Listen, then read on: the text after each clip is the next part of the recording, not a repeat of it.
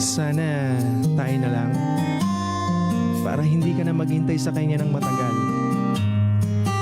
Sana tayo na lang para hindi ka na masaktan ng ganyan.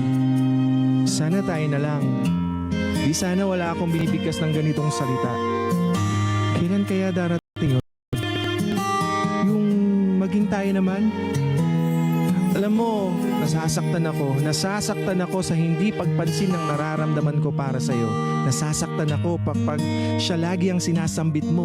Pero wala akong magagawa kundi ngumiti at pakinggan ka.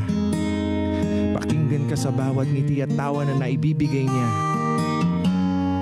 Samantalang ako, ilang libong saya at ligayang naidulot ko. Pero ni minsan hindi ko man lang naramdaman ang pagmamahal mo. Nakakaiyak isipin. Kung sino pa ang nagmamahal, siya pa ang inaayawan. Kung sino pa ang nananakit, siya pa ang minamahal ng lubusan. Huwag naman sanang masayang itong damdamin ko para sa'yo. Heto ako naghihintay lang na sana sambihin mong sana ikaw na lang ang minahal ko. Pero lagi kong naririnig, sana mahalin niya din ako.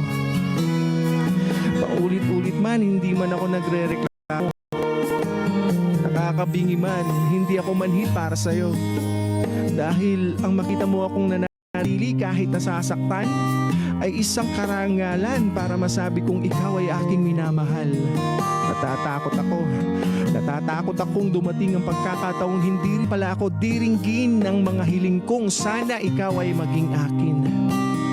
Kung di ka man maging akin, ihilingin ko na lang ulit na sana baguhin ang tibok ng puso mo hanggang sa ako'y muling buhayin.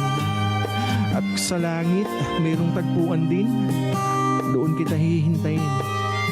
At kung sa panaginip, huwag na sana akong magising kung lahat man ng ito'y may nasyon.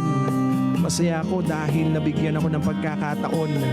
Sana may pagkakataon din, di ba? Pero kung wala talaga, hahayaan ko na lang ang puso kong mamatay ng minamahal ka.